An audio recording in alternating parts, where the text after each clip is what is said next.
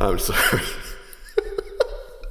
We have a Charles Bronson here running around with his tough face and not giving a fuck about the opposition at any point.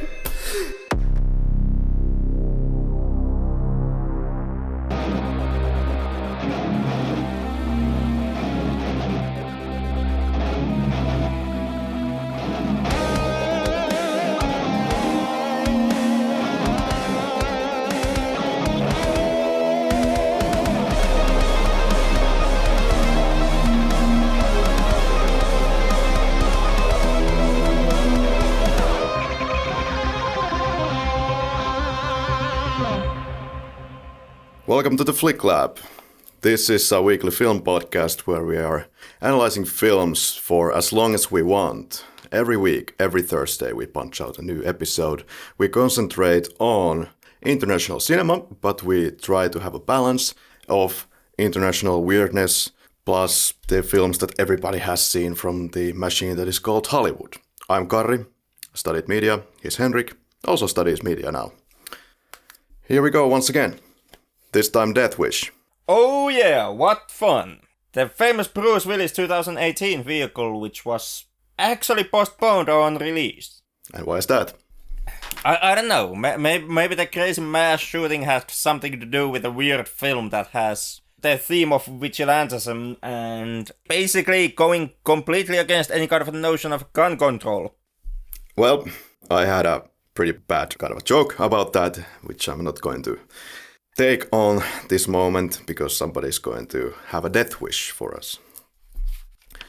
But Henrik, how the hell are we watching this film? It would appear that it was a listener recommendation a couple of months back.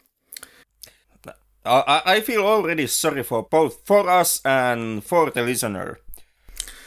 Yeah, thank you, Łukasz. Excellent choice, as we will find out. Okay. Charles Bronson is miscast in a film, first of all. Pretty heavily, might I add. This is a film that is based on a novel written by Brian Garfield and has no relation to the cat of the same name. The novel also has a sequel, but this is based on the original book or some other book. I was a bit confused about that. Loosely based on the original book. Something like that. Yeah, was written in 1972, got 3 years later in 1975. So pretty much around the time period when the film came out, the book got an official sequel, Death Sentence. But that kind of is, once again, that book got a loose adaptation in Death Wish 2. Loose being kind of the magic word here with both of the books and the combined film adaptations. Yeah, we have Death Wish. This is followed by Death Wish 2. Then there is a 3, 4, 5, and a remake. And a remake, which I guess mostly was named Death Wish only because it had Bruce Willis's acting career tied into it. Yeah. Unfortunately, or I don't know, I haven't seen it. And neither have I, but I did know that for the longest time, that was a Bruce Willis vehicle for which Bruce Willis actually did show up on repeated shooting days and not just for something like 6 hours, which is the usual stunt that he pulls off. If we want to analyze a complete film based on a trailer, I would say that the trailer was much more exciting than the 1974 film. So the 2018 trailer at least had, it had something better, which we can get to later. It may be as problematic as is the 1974 film theme-wise, but at least judging by the trailer, the 2018 version had at least some goddamn action in it. It's possible. It's possible. Death Wish! Alright, where to start? Well, let's talk about the director for a second or two. Michael Winner died in 2013 at the age of 77, known for Death Wish, Sentinel, Hannibal Brooks, and the rest of the Death Wish original trilogy. Yeah, unfortunately, career and filmography-wise, Michael was not a winner. No, that's what I gathered from his resume. He does have some mark-setting films in his filmography, but mostly what he did and what he directed were a bunch of action movies that are more or less forgotten these days. Yeah, there are something that we could mention here, of course. He was the director of Scorpio with Burt Lancaster and Alain Delon. Yeah, which is okay. Spy action thriller about two spies, or was it assassins who kind of have to go against each other? Yeah. What was okay. It's something that you can watch, but once again, it's not any kind of a record breaker film. Yeah, there was also the 1972 The Mechanic, which was made better in the Jason Statham remake. And then there was The Big Sleep with Robert Mitchum, which has often been regarded as one of the more sleazier Raymond Chandler adaptations. And then there was the weird Poltergeist / Rosemary's Baby / The Exorcist copy, the horror movies The Sentinel. Yeah, the one that kind of raised my interest from his resume was Parting Shots, which I haven't seen. The premise is such that after learning he is dying of cancer, a failed photographer illegally buys a pistol and decides to go vigilante and get his revenge on all those who have made his life a misery. I kind of sense a running theme in Winner's filmography here. You can also sense a running theme in the kinds of films that I prefer. John Cleese is in this one. Alright, I suppose it's scene by scene, during which we can take care of the rest of the casualties of the cast and crew. Yeah, whatever is the build-up this time. We start with a beach, where we have Charles Bronson and a woman. Yeah, they're only... Is it like... one of the 5 scenes that actually take place outside of New York during the entire film. That's something like 20 seconds. Yeah, already Charles Bronson or Kersey makes threats to his wife that he might even publish these pictures that he has just taken of his half-naked woman. Yeah. Is this called revenge porn? Well, technically the lady is not yet naked. It's just swimsuit pictures. I don't know what that would be called. I also wouldn't know what Paul would be revenging here. Not yet, but in the event yet. Of the eventual. Yeah, well, there really is no reason to avenge anything to his poor wife, even eventually in the film. Well, there is no reason or motivation to kill all of these gangsters on the street. There kinda is. When you go looking for trouble, yeah. But hey, we have a boring title sequence, in which we follow for about 5 minutes when the couple travels. Well, I actually quite like the title sequence of the film. I do like how it transitions from the rather tranquil and happy beach scene to much more ominous and kind of a threatening New York location. Yeah, every time you see that happy, picturesque moment where you see a couple and they are saying aloud how happy they are at this moment. I'm so happy to be here. I'm going to rip my pants off. It's so exciting. And then that follows with armed robbery and killing and murder and all that. You can expect it, but that's okay.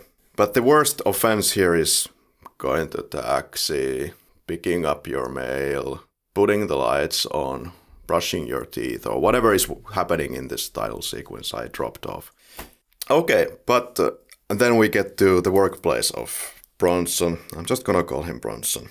And there's talk about concentration camps, where the liberals obviously should be put right at this moment. Yeah, there's also Bronson's colleague, the casual exposition architect that usually just casually spills out exposition. This time making notion how there has been 15 murders in the last week and 20 murders this week, and there's all these murders. Yeah, in the film's defense, this does take place in 1970s.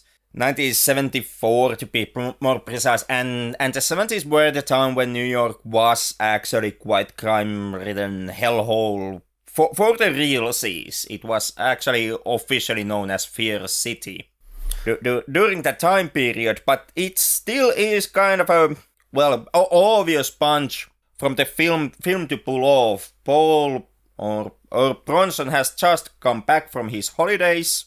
He has just entered the office, and the exposition architect is immediately there to make the notion that all these murders are once again happening. Just in case you weren't on the uptake beforehand. Yeah, I mean, better not leave it to the imagination or the surprise element in any way. In case you actually belong to an international audience and have not yet heard exactly how bad the situation in New York is. In case you have not read the book as well, which was inspired by the experiences of the writer Garfield. He didn't become a vigilante, but he had murderous thoughts, but decided to, instead of slaughtering people, just put this character on a piece of paper. Good choice. Yeah, and interesting note on that, since you mentioned the book and the author's own murderous thoughts and putting them on the paper. Compared to the film, the book actually is much more meditative work, and it much more clearly is the writer putting his own thoughts on paper to process them, and it's kind of a more transitioning piece where you follow the main character Paul transitioning from the pacifistic liberal into the vigilante, to a point where the action and the first murder actually happens only in the last 15 pages. So almost the entire book is kind of going through that mental transitioning, and not so much his vigilante anticism, which is the case with the film.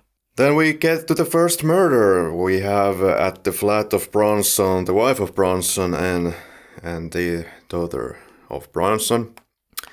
And the offense at the house done by the three burglars or bargers, whatever the hell. One of them is Jeff Goldblum. Yeah, you kinda can't really recognize the man there. Being all in his 20s and looking so goddamn young. Yeah, cutesy vigilante. Doesn't even do the whole aesthetics that he did basically on pretty much in all of his roles on the later days. We should try to get a Jeff Goldblum impression in this show. I can't do it. But yeah, they are at the house having some fun with the wall, leaving marks, spray painting the wall because that's a good idea to get caught, which they don't. Well, you know, the emphasis here is not so much on whether or not spray painting the walls will get them caught. It's more to highlight that actually one of the punks does spray paint a swastika on the wall, just to make sure that you do realize that these are bad people. Well, the wife is pretty much killed with these hits, dies later in the hospital, and the daughter is kind of raped by Jeff Goldblum, I believe. Anyway. Well, the actual rape really doesn't have the time to happen. Like there is a lot of yelling from Goldblum that he will stuck his penis into her mouth, but... It looked like it would be already inserted there. I don't know, my take was that he was just, getting it out. Could be. Anyway, to more important matters, the wife is now trying to make a phone call to the policia, but doesn't even get all the way to the phone, and then they just decide to split, man. Let's split, man, because this is so dangerous that she didn't even get to make the phone call. But anyway. Well, if they wouldn't have split on that moment, then the film would have actually had to show you an actual rape. Yeah, so the script saved us from that. Yep. Then we get to the son-in-law's house, who calls Bronson his dad. Did I miss something? Maybe this is an American culture thing, where you call somebody who is not a dad, a dad. Yeah, either it's like a son, or it's a son-in-law. If it is indeed a son, then we are getting into some very creepy territory at this moment. Kinda, like yeah, unless brother. the daughter is wife. And wife is daughter. And son is husband. Son is husband, and husband is gun. And New York is rape. Henrik, it's Friday evening. My brain is not working even for this calculation. Yeah, whatever it is. Then we get to the first offense, the first assault. We also visit the hospital. Yeah, Bronson gets the news that indeed his wife is dead and the daughter is not dead, but she's catatonic. This is a big mistake from the movie's part, in my opinion. I don't know about the book, but it's the same thing there. But why would you have the daughter as a vegetable in this film, when instead you could have done what actually the remake seems to be doing, is that they make this character a functional character throughout the film, making, that character kind of reflect about the experience throughout the film, I believe. That would have been more interesting than just having a vegetable in the house. Well, but if she wouldn't have been vegetable in that case, you would have been forced to actually write some lines to her and kind of flesh her out as a character. Oh. And that would mean work. Oh, tight budget. Whatever the case. We get to the funeral, we get to police station, no leads. Oh, no leads? Okay, guess I have to go vigilante. We notice that the lady friend, this daughter, has gone a little bit schizo, just screaming. In the meanwhile, Bronson decides to take matters into his own hands with this kind of a simplistic tool, putting some coins into a sock or something such. There most probably is an actual name for this kind of a homemade little tool. I guess that's supposed to be some kind of a homemade blackjack. Like, that is a quite typical improvised weaponry. Once again, I'm not entirely sure what the correct term to use for such a weapon is. Well, sock with coins. Well, essentially, yeah. That's what is being used against the first assaulter, which has the greatest lines in cinema. He beats him up a little bit, he runs, Bronson goes home and he's like, oh my god, that was pretty heavy stuff, and keeps on training with that sack of coins. Then there is the most exciting trip to Tucson, which has basically nothing to do with anything. Just a place to get the gun and get further motivation for Bronson for shooting people. Yeah, the Tucson sequence is, like you said, it is to have a Bronson a way to get a gun. Since Bronson does not have a license and after going vigilante, he really can't actually use real purchased gun. So the Tucson sequence is a workaround how Bronson can get a gun. And other than that, it kinda is supposed to once again be one of those transitioning scenes for Bronson as a character, to show him how it's manly and kind of in American tradition to pick up a gun and use gun to solve the problems yourself, not to trust the society and not to trust societal institutions like police, and kind of hammer home more the idea of becoming vigilante. Other than that, it mainly works for the film itself to be one of those moments where it really ham-wistedly and quite forcibly comes up and enforces the political message that the film tries to push out. Yeah, political and supporting vigilantes, essentially. Of course, this is nothing new in films, that we support certain dangerous fringe groups or groups. What do you think about this whole thing, that this film is supporting vigilantism? Is it a problem? It most certainly was a problem for critics, for example.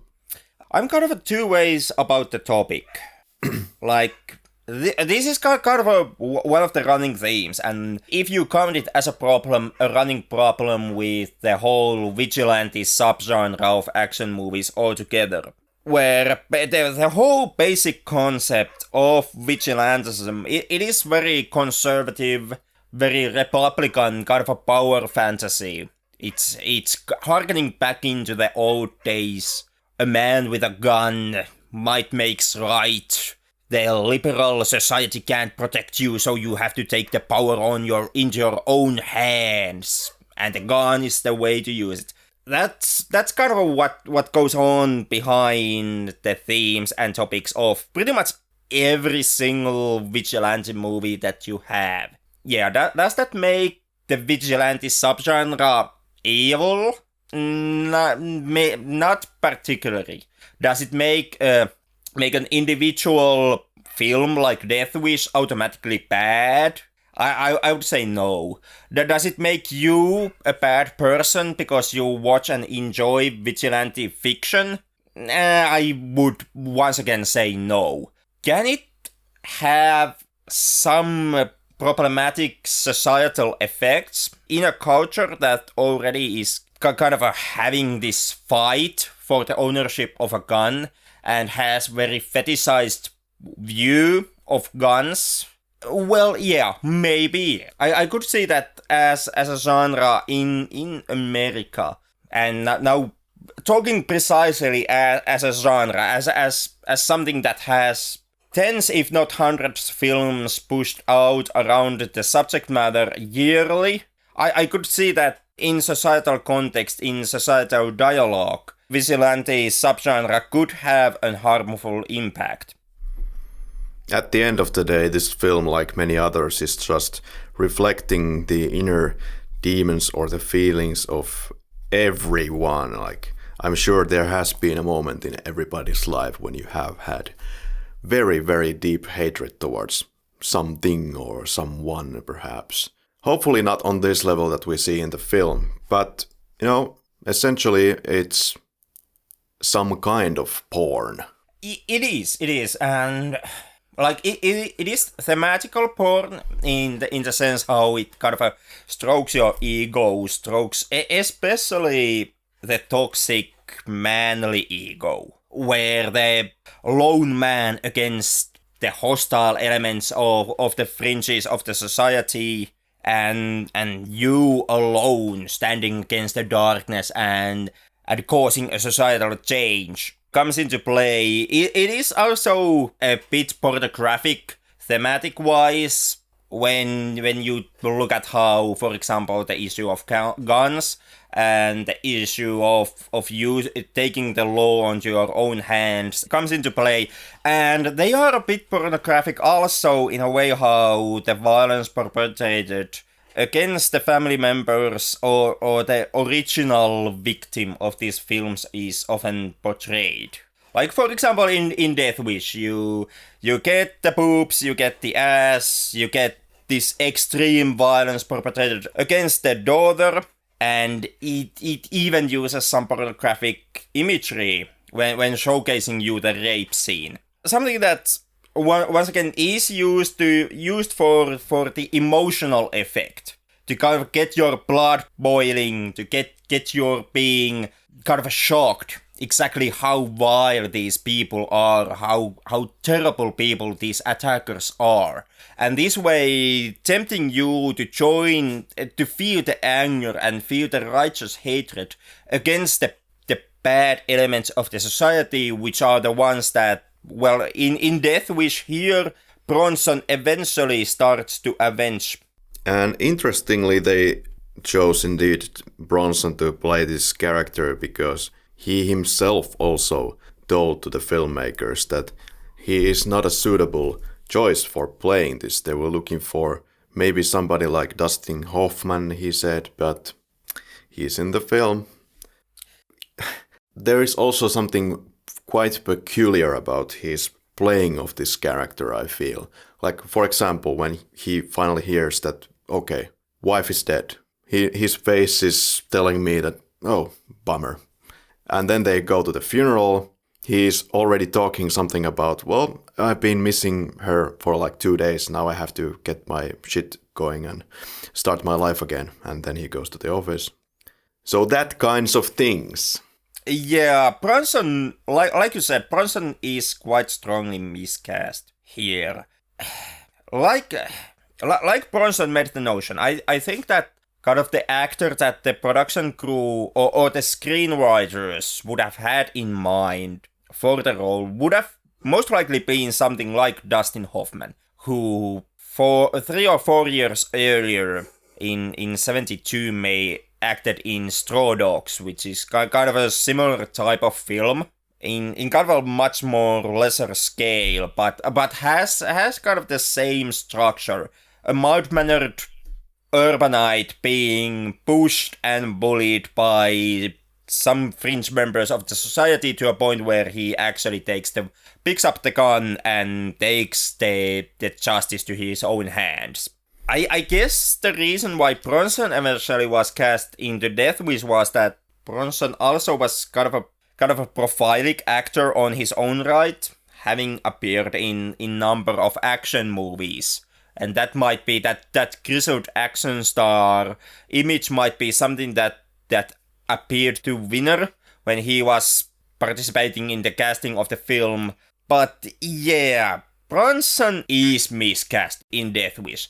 Bronson altogether as an actor, in my opinion, is someone who is kind of limited in his range. Like, a good director can take Bronson and put him in a good role in a good film, and then you get some really good Bronson, like, for example, Once Upon a Time in the West, where Bronson really shines. But Bronson is not a dramatic actor. He's kind of he's more on those stone-faced, doesn't really express that much through emotion and through facial expression, but more with action and words kind of actor. And Death Wish, for the most part, because it tries to take the more realistic approach to violence and depicting vigilante acts, it weighs more into dramatic film. Like, Death Wish very much is a film where you are supposed to feel and follow the emotional struggle of Bronson as he transitions from the mild-mannered man into the man of action. And there lies the problem with Bronson in this film. The text is dramatic, and Bronson is not a dramatic actor. Yeah, you're always also waiting for him to take kind of a full advantage of the situation, pull it a little bit tougher and stronger against the vigilantes and letting his anger show. But in the end, the director has decided to use Bronson as a kind of a everyday man, in a sense, that the guy who is afraid or feels like the need to puke after shooting a guy in the stomach, which I think just somehow doesn't work for him. It does look kind of hokey. For example, the scene where Bronson, after his first murder, comes to his apartment and starts to puke. Like, you really do see what Bronson tries to do, but he quite can't manage to pull it off. Like, he does all the physical stuff right. Like, being on the floor on his knees, taking his scarf and kind of pulling it in front of his mouth, and then rising up and running to the bathroom. Like, he does these things correctly, but he just can't bring the emotion through the acts. That's right. Like, on the other end, it's like, oh, my wife died, bummer. But then on the other hand, he goes to puke to the toilet because he shoots a guy in the stomach. So it's kind of a confusing thing. And interestingly, we get from the first act very quickly, like American crime thrillers or movies in general do. But then the movie slows down immensely and we spend like an eternity watching the film, which feels like an over 2-hour film, Henrik, but it's 1 hour and 33 minutes. There's a lot of fat. There is this the thing, Especially, like you said, after the first act, after the original attack, which happens very early on in the film. Like, it's 10 minutes into the movie, and Bronson's family is being attacked. Right. And after that attack, it takes goddamn forever before Bronson even acquires the gun. Right, and there we get to the actual airport. Now he's on his way to Tucson, and there's all of this. He gets the gun and sees the cowboys doing their thing. He comes back and notices that in his luggage there is this gun. I suppose that could have been entirely possible in the year 74. Nowadays, good luck. Yeah, good luck these days, but this was way before 9/11, when you could pretty much get whatever you wanted inside the airplane.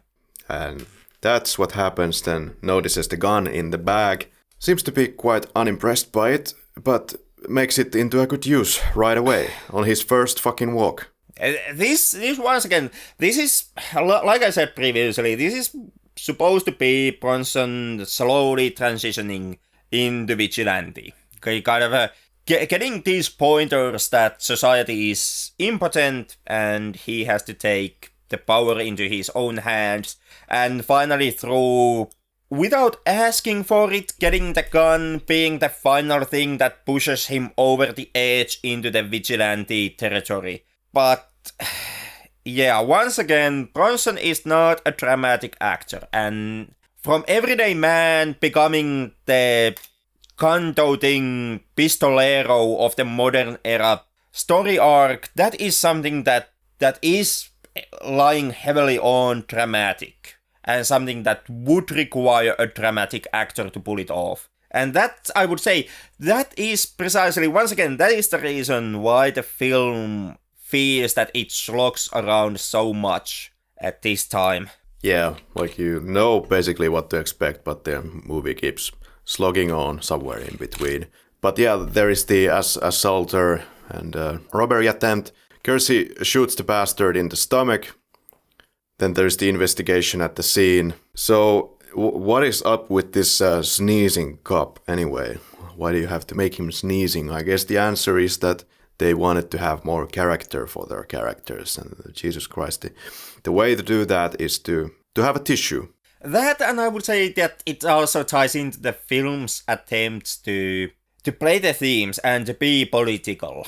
Because goddamn, if the film is not to be up on your face about how impotent and how weak and how womanly and how unmasculine the liberal society and society at large is, and showing the lead police who is tasked to be hunting Bronson throughout the film, showing him as this constantly sneezing, constantly weak, constantly sickly character, kind of a, once again, is one way how the film can emphasize this point. It's the movie where the Republicans win heavily, like what is suggested to be a democratic Bronson now kind of betrays his own side, the cops, and joins the Republicans by just being a vigilante. I guess that's what the movie wants to say at the end of the day. Well, that is what the film wants to say. That is pretty much what the vigilante subgenre altogether wants to say. Because this is the character path that basically every single vigilante in vigilante fiction always takes. They are always mild-mannered. I trust the society. I leave my problems to the police. We all should be mild-mannered and polite. Characters face something that drastically changes their lives, and then they turn their back on the society and become vigilantes. Like, it's hammered down into the very core concept of being a vigilante. That's right, Henrik, and then we are hearing that the design is beautiful and it's accepted by the landowner and the company doing the changes to the land. Whatever the fuck it was. And nobody really is interested about that, but we spent time on it, and then we get to the assault number 4. Yeah. My take was with the whole land deal and showcasing that the design is being approved is that it's supposed to show you that now, since Bronson has become a vigilante and taken the law into his own hands and started to use force, he is emotionally kind of in a better place. Like, now he can smile and now he can enjoy his work, and the design that he is supposed to be working on is not just something that he runs into to escape the emotional pain of what happened to him and his family, but now it once again is something that he can do as a work, as a job, and enjoy it. Kind of a fulfill his passion as a landscape architect. And a vigilante. So life is in perfect equilibrium. Assault 4, yeah. So now Bronson helps the mugged guy, kills 3 people. And the guy who is rescued by, or the guy who is saved by this action, does not give any identification details to the cops about him. And the police officer with the napkin says that you saw him good, didn't you? Bullshit. Probably so, yeah. So then we have a kind of interesting moment where the taxi takes the son-in-law and Bronson to some random place just so that they can talk. It didn't open up to me where the freaking hell they are at this moment. I guess it didn't open up to anyone. Like, it's Okay. completely random location. There is no implication or whatsoever in the film, at least so that I would have spotted, to implicate that this would be any kind of a place with a special meaning. And I know, right? And Like not just a random location. You would have expected that Bronson would have been coming clean about his vigilantism, or... You would have thought, but that really does not end up happening. Yeah. So the chief provides instructions on how to handle this guy. So look for anyone who fought in any war ever. Look for Korean War veterans, look for Vietnam War veterans, whatever. Oh, well, they have to do something, right? Then we get to the assault number 5, which happens in the subway. The bad guy gets killed with a gun. Same gun. Nobody saw what he looked like. That's what the police are screaming when he flees the scene. Press conference. There is a pretty humoristic sounding plea from the police that if you're listening, please bring yourself in, because that's probably what he is thinking about. But a nice try. There is a receipt found by cops, just like that, like conveniently, you know? Like everything is convenient in this film, so never mind. The receipt was supposed to be like from Bronson's groceries bag, which he was carrying with him in the subway, and which he left into the subway when he escaped after shooting at the 2 thugs. Maybe the lady at the shop then noticed who this guy was and could give some information. I read it in a way that they are using the address in the receipt to pinpoint the store where the groceries have been bought, and this way kind of circulate the area where Bronson most likely would be living, because of coming from the thesis that people kind of shop in the grocery store that is near to their actual apartment, and Bronson would not be smart enough to travel a few street blocks further into another area and buy his fake groceries from there. Yeah, like, hey, it would be actually exciting to see finally a kind of a crime thriller where the sort of a bad guy, or our hero, in this case, would be making all the right moves. Like, really paying attention to the detail, going to the very freaking nitty-gritty, to the kind of level where also the audience is kind of blown away how well this guy is building his cover and getting away from the cops. But I can't think of such a film. Death Wish is certainly not one of them. No, Death Wish is the film where Bronson gets away with his antics pretty much simply by luck. And counting on the fact that everybody who comes into contact with him when he's doing his vigilante stuff does not report him to the police. Then again, yeah, Bronson doesn't really care whether or not he gets caught or what. That's what I get from his facial expressions or the lack of them. We are spending a little moment at home, and the son-in-law appears there but doesn't appreciate the happy high mood of Bronson. But then again, this is Charles Bronson, so. Assault 6 leaves a joint, goes to the tunnel. Supposedly a subway tunnel, except there are no subways and there are 0 people, except the bad guys and our vigilante of the night. Bronson does his thing, runs away from the police, goes into the next tunnel or something. This is a really freaking big subway station or something. And then when Bronson goes around the corner underground, then suddenly there's like hundreds of people and a subway and a lot of noise. Well, anyway, Bronson gets into the subway and the police is completely clueless outside. Like, where did he go? Where did he go? Would you fucking get into the subway? It would have been kind of easy option. You can't really expect too much brain power from something that the film has already entitled to be as a pussy posse. What if I want my brain power for this movie right now? Oh well, not forthcoming. Operation of the baddie. Yeah, the baddie is operated on, but he also dies. I was kind of expecting him to give like more clues, like, hey, he looked like this and now I die.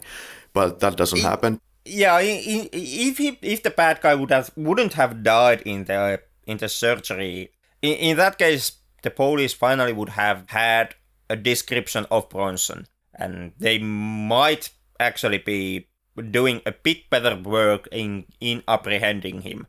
But like I said, Death Wish is a film where Bronson gets away with his antics because of luck. And yeah, bro. I'm sorry.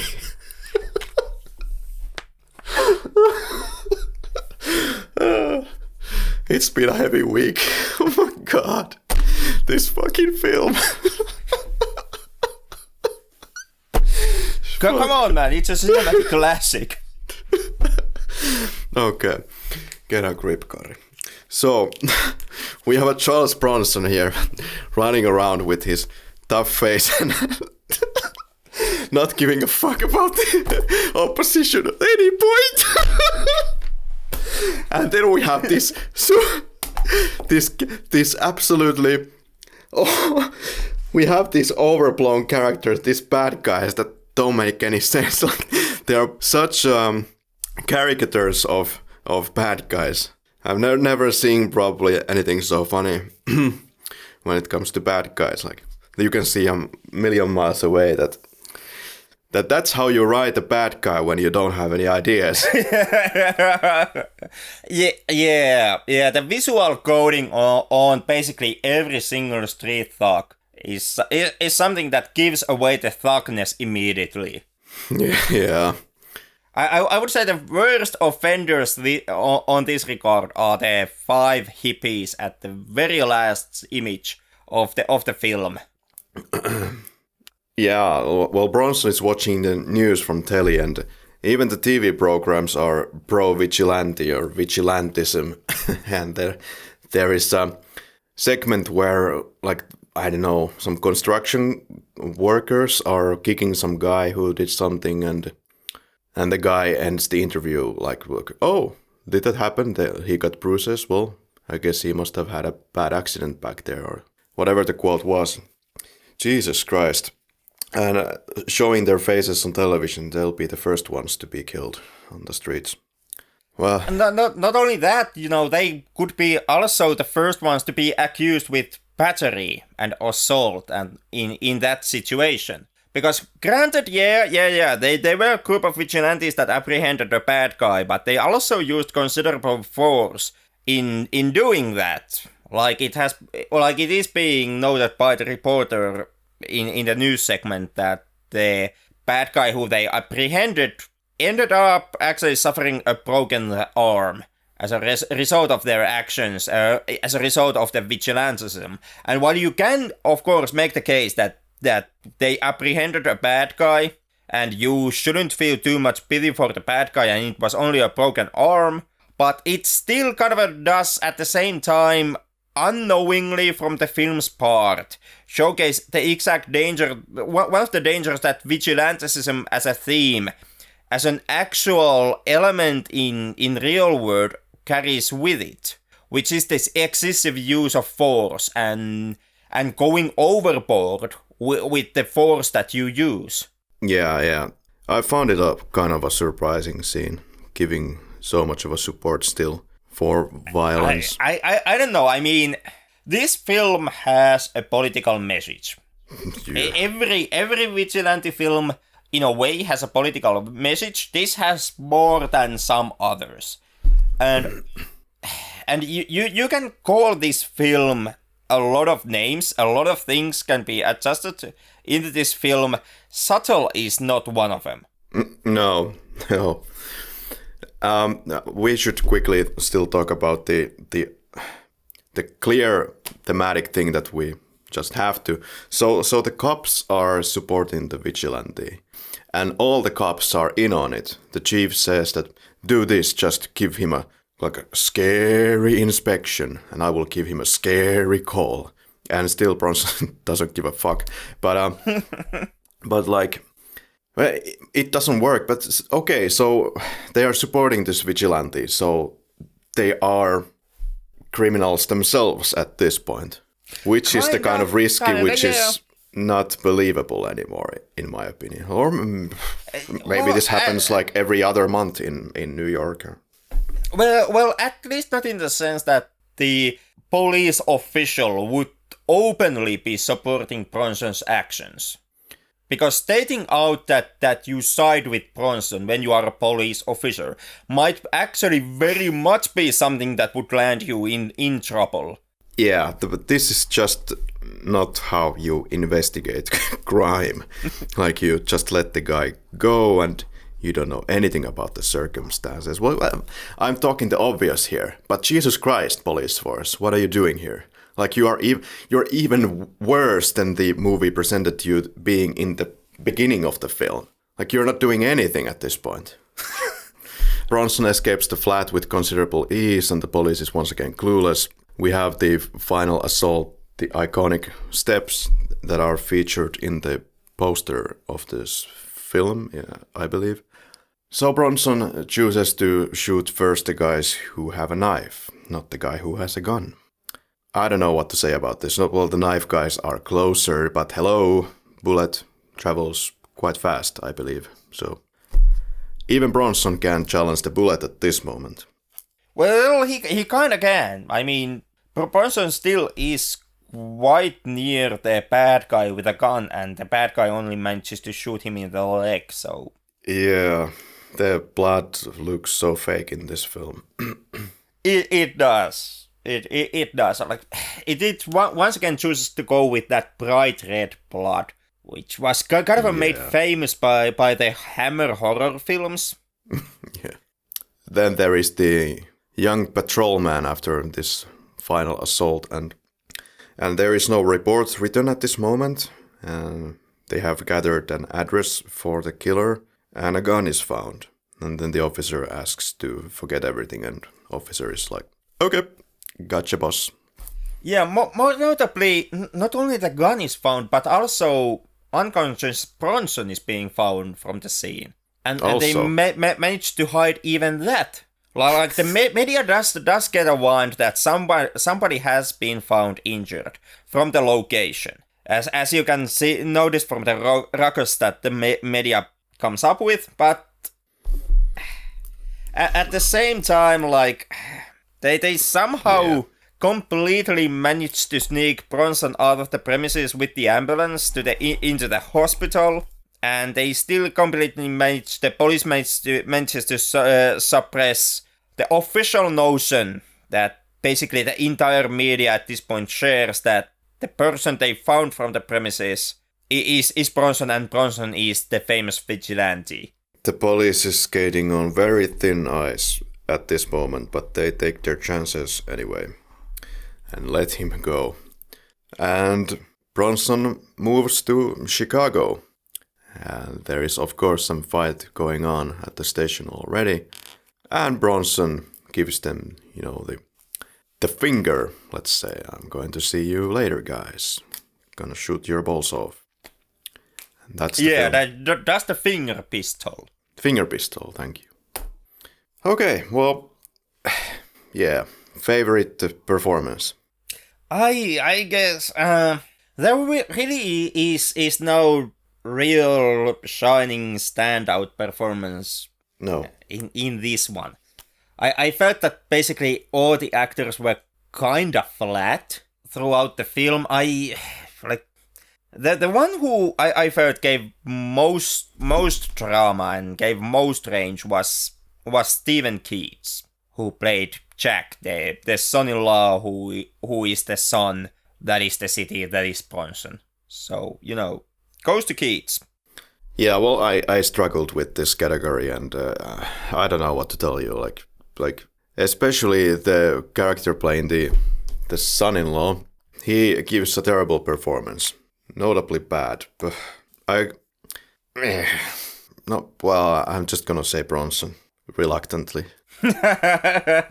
Bronson, who shows so much emotion in the dramatic scenes, like from whose face you really can read and feel, most notably feel the pain and anguish. There are no good choices here. There kinda ain't. Like it does have, the film does have actors and actresses who have had careers before and after Death Wish, but none of them actually get that much material to work with. I kind of like that one policeman that appears in the beginning parts of the film, the black guy that we meet in a couple of scenes. I kind of would like to start with Hope Lange, who plays Bronson's wife, and who later appeared in Blue Velvet, the David Lynch feature, but Hope Lange is like 4 minutes in this film. Yeah, hard to say much about that. Really hard to point out that, standout performance. But yeah, Hope Lange, who we have already seen in this podcast in Nightmare on Elm Street 2. Back in the Nightmare on Elm Street 2 days. Yeah. Favorite scene? I would say the first kill from Bronson, the junkie in the park. Yeah, I was thinking about that. But something memorable was, the last assault scene at the steps. Kind of an interesting situation, so that's what I wrote down. Favorite quote? My favorite quote would be, "All right, son of a bitch. Turn around, son of a bitch." Because it was hard not to die of laughter at that moment. What? Not to go with give us the honey, which is being said by a male thug to Bronson, giving it a bit homoerotic tone, because that was really odd choice of words given in that situation. There is a lot of those, like one of the cops saying with these kind of widened eyes, "Weird." That too. I maybe on my end as a favorite quote, and this is going to be 2-parter, so not I guess technically pure quote, but from the opening of the film, Bronson going, "You got a prime figure. You really have, and Bronson's wife commenting, "That's a euphemism for fat." Favorite kill? Would be the 2 thugs in the subway. I guess that's as graphical as this film goes when it comes to Bronson's kills. Yeah, I'm not sure how much this is about the kill, but anyway, the guy who tries to go up a ladder with red paint on his coat. So, Henrik, if you were a vigilante with the nickname of Vigilante, like in this film, which soundtrack would you choose to play on the background when you kill? Would it be jazz, or R&B, like Christina Aguilera, Tupac, Bon Jovi, Eläkeläiset, Republica? I guess it would be just one song. It would be Britney Spears' "Whoops, I Did It Again." Oh, good one. I was struggling between elevator music and some porn soundtrack. But then I decided on the Chinese instrument erhu with electro house beats and bongo drums. I got a little creative there. Because that's as much sense as this soundtrack makes in the film for me. You know, the soundtrack is done by Herbie Hancock, who did win the Oscar for Round Midnight, made in 1986. But I'm not into this jazzy vibes music of the soundtrack at all. Yeah, me neither. It's like it didn't trouble me throughout the film. Like I wasn't holding my ears or sitting on the edge of my seat, seething with rage or anything like that. But at the same time, the soundtrack really did not make any kind of a impact on me. Yeah, I mean, I like jazzy music, some of it, but it seems to be just so all over the place, often when you use it in a film. Yeah, no, I guess in the original Death Wish, something that really did not help the jazzy soundtrack was kinda how slow and often even boring the film itself is.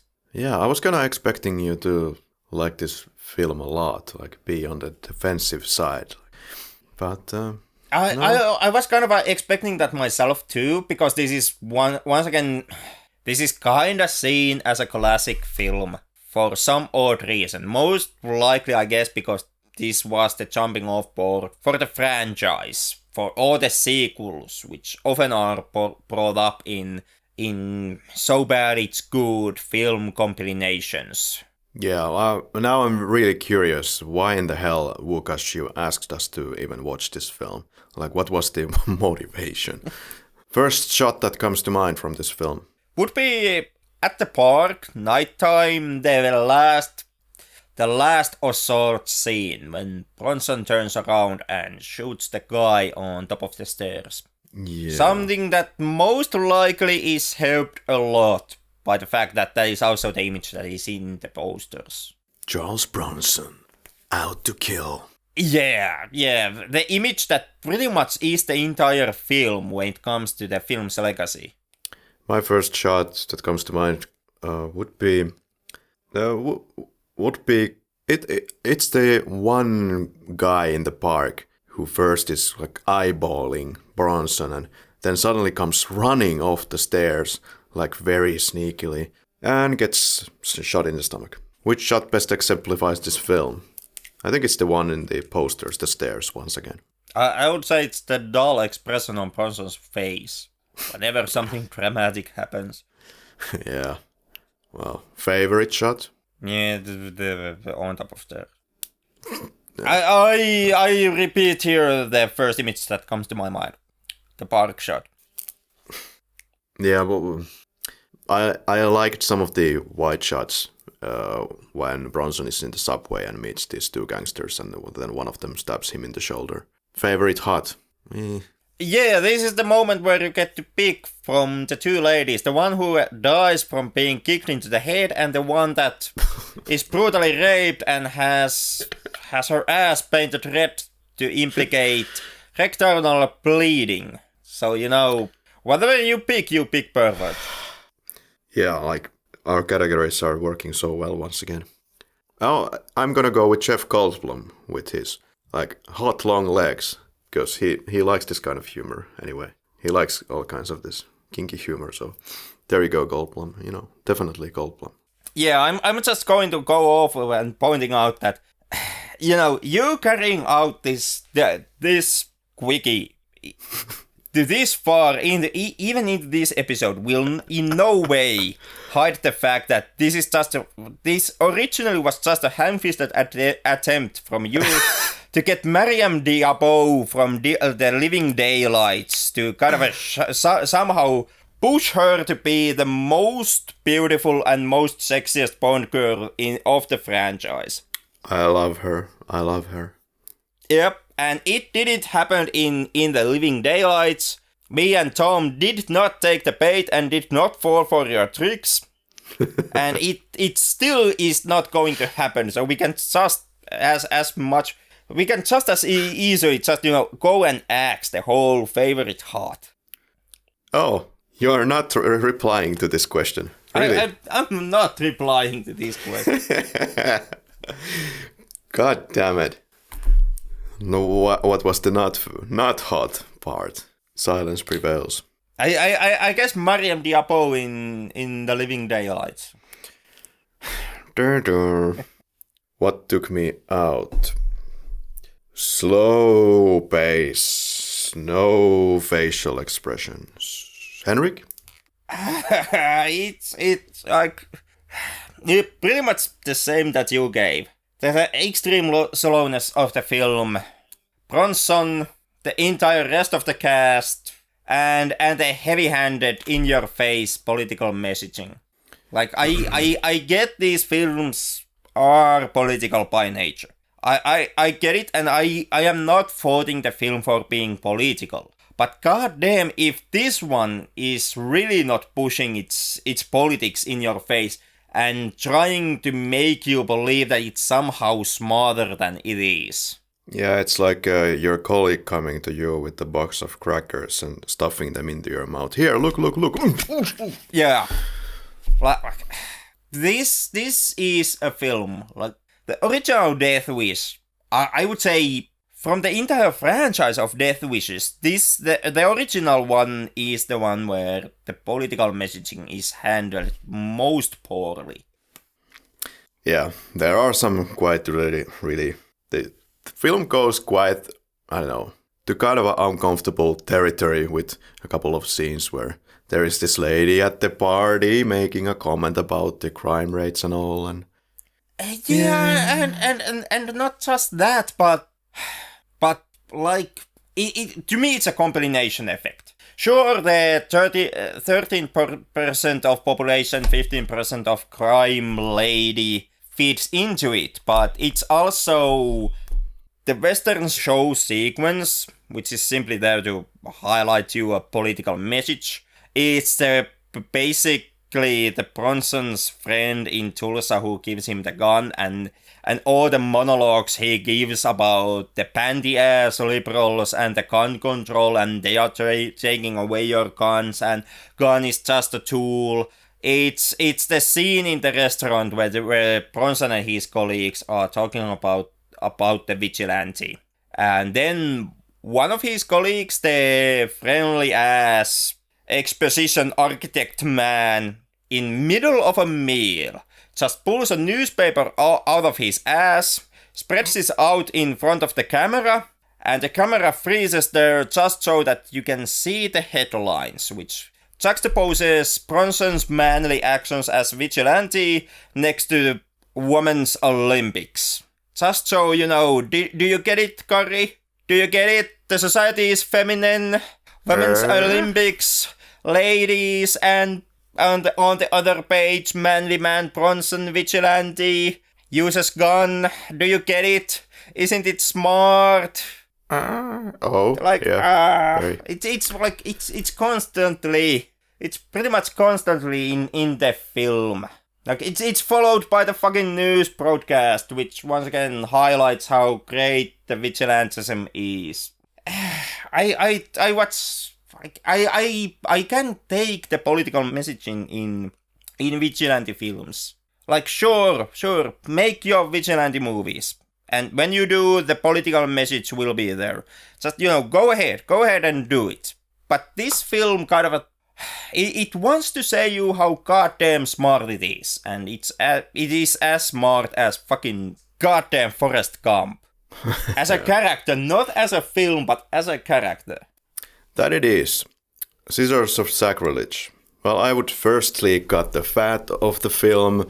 I would probably recast Bronson to somebody else, like, for God's sakes, we can go even with Dustin Hoffman, or for God's sakes with Bruce Willis. What else? I would make more character interactions. I would make them more interesting. For example, I would not make this lady catatonic. I would not make Bronson go into Tucson because that's kind of pointless. You could have done it even in New York. But then again, the Tucson shots, they give some brightness into this extremely darkly depicted and this ugly world where we spend most of our time. Yeah, and you need the Tucson to make the point how the people living in Texas are more kindred spirits to the frontiermans who founded America, and they are more in touch with the real world, and they are more in touch with, well, basically with manhood than those panty-ass liberals who live in cities like New York. Which are instantly recognizable. But yeah, I would kind of make the same changes as you did. But I would also tinker with the action sequences of this film, because goddamn, if even the action isn't boring here in the original Death Wish. It kinda is. And the reason for that, if you are wondering why it felt so slow and so absolutely fucking nothing is happening, is because the action sequences in general are just some thug stepping in front of Bronson, pulling out a knife and showing, like, I have a switchblade here. And Bronson, without moving a muscle in his face, just pulling out a gun and shooting that person. That is basically every single fucking action sequence of the film, not counting the very last assault in the park, where one of the bad guys does have a gun and shoots Bronson in the leg. Yeah, finally. Somebody has a gun. Yeah, fucking finally. Finally an action sequence in the film where the setup is not that.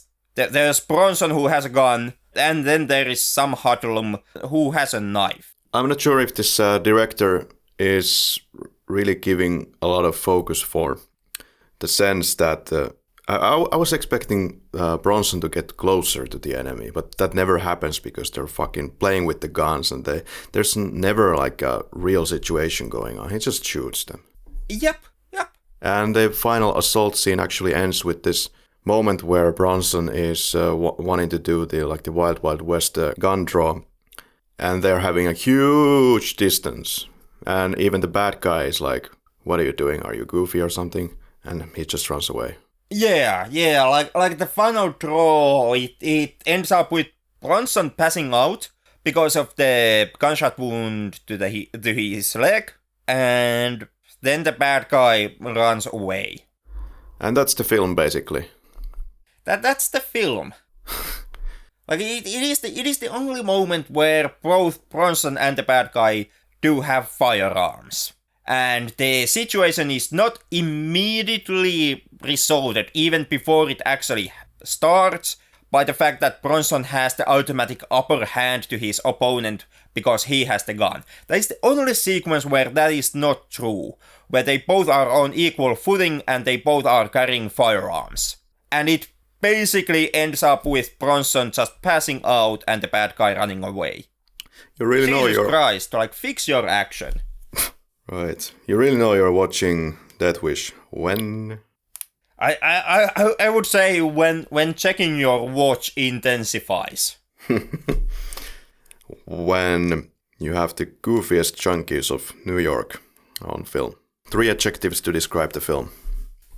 Mine are slow, heavy-handed, and in the end quite uneventful. I would say hilarious, caricaturic, and just plain old stupid. Did you look at your watch? Because I know you did. I did. I did. This was maybe one of the most watch-checking films for a long time in the Flick Lab. Yeah. On my first watch, I admit that I was so bored that I gave the watching responsibilities to my friend. He kept watching it, and I went to brew some tea, then came back and asked what the hell was happening. And he had actually trouble explaining it to me. Would you recommend Death Wish? I most definitely would not recommend this one. What? On IMDb, 7 out of 10 points. And like IMDb is basically being created by casual film watchers who also give something like 8.7 to the latest Marvel film when it comes out, and you have to wait for fucking 4 months for the score to actually settle into something that is more closer to reality. So I never actually have counted too much into the hands of IMDb. I do know that Death Wish, the original, is supposed to be some kind of a landmark film, but I never understood why. Because these days, the vigilante genre, like films in the vigilante subgenre, they have surpassed Death Wish. I would say the films that preceded Death Wish also, some of those have surpassed Death Wish. And Death Wish never actually invented the vigilante films. And, like, I really don't know and don't see any reason why I should recommend this one. If you have to check out Death Wish film, just so that you can say that you have done it, in that case, I would say watch some of the sequels, like watch Death Wish 2, or watch Death Wish 5. They are also bad films, but goddamn, at least Bronson, does something more there. Like in Death Wish 5, the bad guys have guns, and Bronson has to shoot bad guys who have guns, and Bronson fires a bazooka. So it's better film than this one. Yeah, at least there was some consistency that Charles Bronson is in all of them, and if you want a little bit of a different flavor for this kind of a Death Wish, then maybe you want to watch the remake from 2018, starring Bruce Willis. Yeah, I don't know if it's good, but like you said, at least it has Bruce Willis. Yeah. So somebody said that it's the best film that Eli Roth has directed. Then again, we are dealing with Eli Roth, so that's not saying much. But basically, check out any other vigilante film than the original Death Wish. But when it comes to the 70s, was this actually important film at the time because it was more violent than other vigilante films that came before it? I'm still kind of iffy on also that. Well, holy shit, I can't see how this would have been important even in the 70s. Sure. New York was the fierce city. And the situation in New York was terrible, and this shows that New York and New Yorkians can somehow raise on top of the situation and, kill all the hoodlums and hippies from disturbing the peace on the streets.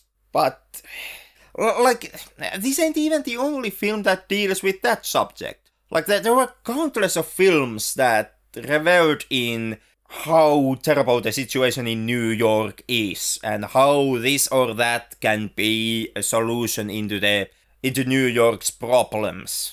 So, I don't see why this would have been so prolific even when it came out. Yeah, that's exactly the thing.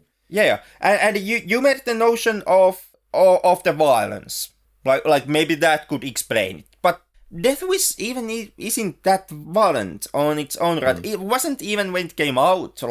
Fucking Sam Peckinpah had been making films for years before this one came out. The Wild Bunch, goddamn Wild Bunch came out 1969, 5 years before first Death Wish. And that film is way more violent than what Death Wish is. It has... Wild Punch has bullets going through people and someone being dragged on the ground until he's bleeding and dies. Holy hell. Yeah, and if it was unclear, no, I would not recommend the original Death Wish. It doesn't feel like an original film in any way. There's countless of 70s crime thrillers that kind of are aching to the same direction. And many of them were done with a better choice for a leading actor in this film, so because of the miscasting. So, no thank you. Yeah, and if you're a hardcore Charles Bronson fan, which by all right you can be. Like I said in the beginning of the episode, Bronson is not necessarily a bad actor. Like if you take Bronson, you take right film, you take right director, you get really good Bronson. But this is not the film for that either. Like if you want your fix on Charles Bronson, go watch Once Upon a Time in the West. Like that's a really good film, and Bronson is excellent. Right. Well, that was the listener recommendation for this week, Henrik. Yeah, I've said it before and I said it again. Our listeners most definitely should not send us recommendations, because this is what ends up happening. Whenever a listener actually asks us to watch a film and we watch it, like, that film gets butchered for some odd reason. Fortunately, we have some better ones on the list coming up. For example, we could pick up Leprechaun 1 and 2. Oh God, no.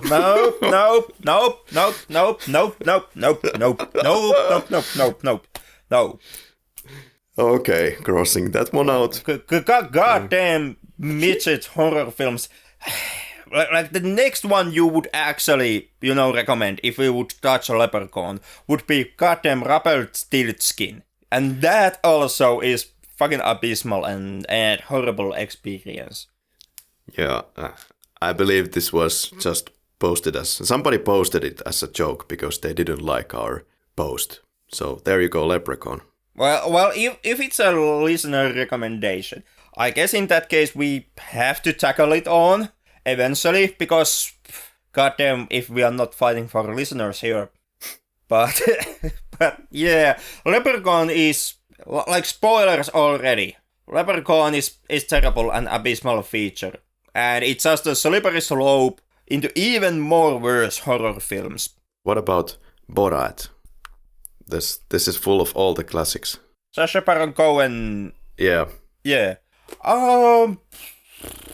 It unfortunately is my sister's favorite film, or so she says. Well, if nothing else, Borat at least is an interesting social experiment. If you can believe the director's claims that the people appearing in the film do not know that they are appearing in comedy film. I suppose the problem is that in most cases I did not buy it. Yeah, I'm kind of a mixed. Like, after seeing the film, it's very easy to see that would not be the case. Candid camera type of things, you can't trust them. So I'm not interested to see them because half of the time at least they're bullshitting. So the trust is gone. Anyway, we got sidetracked again.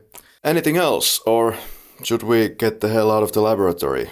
Maybe, after spoiling poor Łukaš's recommendation, they're taking something that very well may be one of his favorite films and shitting all over it. I guess we should just close the laboratory doors before we cause any more harm. Yeah. But you can find us on Facebook, Twitter, Instagram, YouTube. Don't forget to join our International Cinema Challenge, where we're watching 20 films from 20 different countries. If you don't want to watch the 20 films from 20 different countries that we are going through, then you can watch any 20 different films from any different countries that you want, of your own choosing, and then at the end of the year, in 2020, in January, you can come and join us in the laboratory to talk about those films. But at this point, it's about like October, November-ish, so I believe there's going to be only one person in that show to talk about this challenge, because nobody else has watched all the films. What's wrong with our listeners? Yeah, I guess at this point we can stop kind of advertising the International Cinema Challenge, because this has kind of been it. There's like 4 films left. Yeah, it's almost over. Yeah, the long hike, or, well, have you liked it? It's been fun. It's been fun. It's been interesting, but it also has been quite taxing. And with those words, get ready for the International Cinema Challenge of 2020. Oh God, no. Okay, what? Be on the lookout what these 2 crazy Finns will boil up for you. Next week. God damn it, I was supposed to write it down this week, but of course I didn't. Next week, it will be a movie. Next week, we're going to watch The Blue Light. It's a film from Japan. And we're going to have a Japanese visitor. And I'm very much looking forward to that. That's the show, boys and girls and in-betweeners. See you next week. Until then.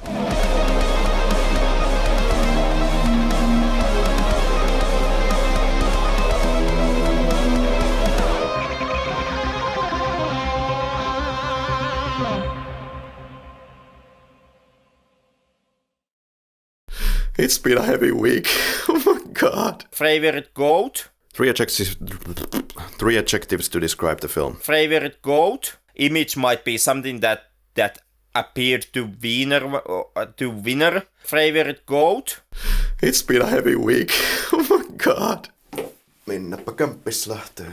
Joo, mä lähdin ulos. Okei. Joko kämppiksellä menee hermo sun podcastiin? Meneekö kämppiksellä hermo mun podcastiin? Kollega kysyy. Sano vain. No hyvä. Elikkä vasta sun peimen. Ei, hän oli iloinen vaan, kun tehdään podcasteja täällä. Hän valehtelee. Valehtelee ja hänen valheensa on paljastettu.